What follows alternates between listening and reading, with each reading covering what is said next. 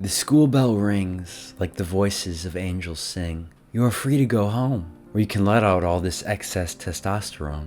Your thoughts go wild on the bus ride to your humble abode, causing the blood to be flowed. You finally arrive, feeling extra deprived. The next 2 hours spent in your bed, looking at Chica fan art and girls giving head. It's all blur from there, but do you even care? That's a Shakespearean-style poem to illustrate what the early days of fapping looked like for me. Sitting in the last hours of my class, daydreaming with a party in my pants, and proceeding to spend hours of my after-school time just scrolling and edging and gooning. Unfortunately, many people my age can relate. They have quite the experiences with prawn. It's very normalized to the point where I've caught myself having casual conversations about it, like it's some normal day-to-day thing, even though it's some of the most deprived content on the interwebs, and you'll come to learn harmful pieces of content as well. And with the normalization of prawn comes the shadowing of the negative side effects. Prawn is seen as a normal and healthy way to release sexual energy, but it is far from that.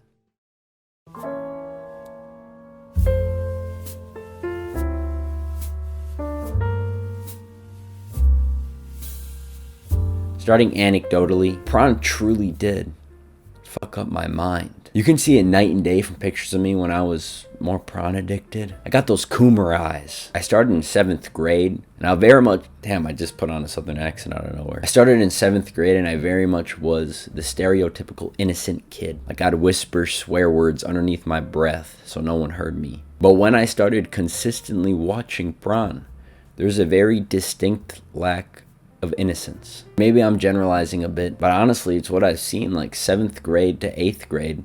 There's such a big loss of innocence. 8th grade, I was mega edgelord. 9th grade, I was super mega edgelord. 10th grade, I was peak edgelord. But enough about my edgelordiness. My mental health and social skills were terrible. I physically cannot bring myself to talk to the broads. Gave me too much anxiety. Honestly, I just couldn't talk to that many people in general. I was pretty bad at it. I constantly had these little fantasies in class. And thinking about them, like thinking back to them, they're kind of disturbing. They're kind of gross. Like, I'm not trying to shit on 7th grade abreian here, but you're weird. It's not something the human brain should constantly be buzzing about, especially the 12-year-old human brain. But when you're constantly consuming this extreme dopamine-sucking content, it's going to shape you a little bit. We are our habits. We are what we do. You know, we are what we think of. So when a lot of your time is spent touching your wiener to hardcore prawn, I mean, what do you expect?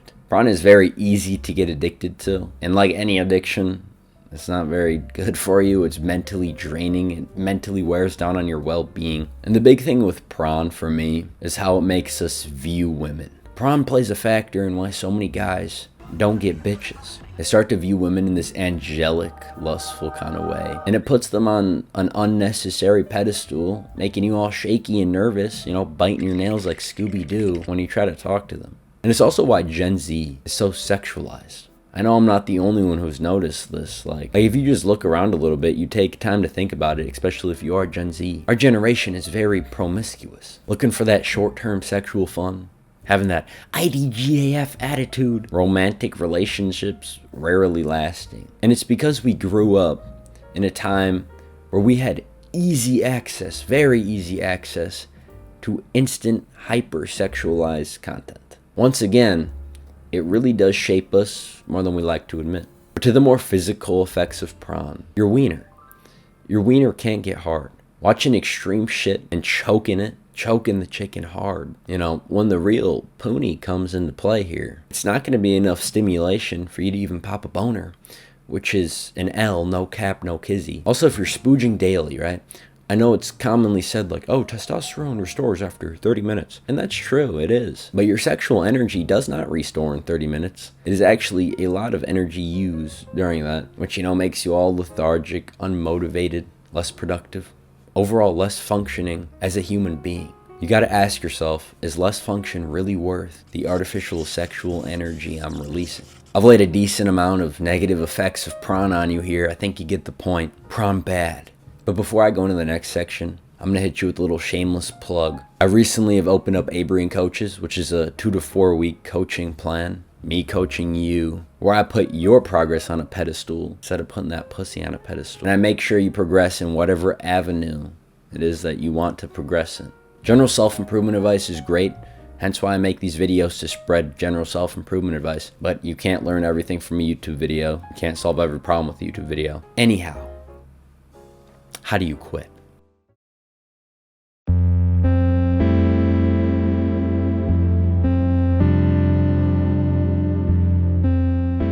Quitting for some is easier than others, like most things. Personally, I was an avid bang tape watcher. I indulged like 1 to 2 times per day.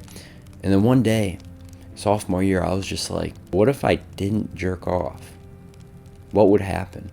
And it wasn't even because of nofap or anything. I didn't even know about that. I didn't know anything about self-improvement. So I did that, and then shortly after, I got a girlfriend. And that had become more than enough of a reason for me to stop watching prawn. In other words, I found a purpose. The first step in quitting anything, in my opinion, especially prawn, is to find a deeper purpose in it, right? It could literally be anything. For me, it was, a girlfriend. It could be family, it could be success, it could be religion. Anything that holds you accountable, anything you can cling to, anything you could stick to when you get those urges. So grab a journal now, or like right after this video, and journal about your deeper purpose. Once you do that, you need to find the area of the day you struggle the most, morning, afternoon, evening. For most people, it is evening, when we relax, go lay in our bed, scroll on social media, and then we see some softcore stuff, and it sends us down that horniness rabbit hole. And to avoid this, it's pretty simple, honestly. Only use your bed for sleeping. Like, stop laying in that shit to scroll on social media. And have a nightly routine you stick to every single night that does not involve your cellular device. But even with avoiding these triggers, right, you'll still coom sometimes. But it's not a complete failure as long as you journal after. Journal what was happening physically around you. Journal what was happening in your mind mentally. And you'll do better in the next circumstance. You get it? And there's obvious things like filling up your time, because when you're doing something else, you can't rub your wiener raw. If you watch me ramble on for this long, you're probably already convinced.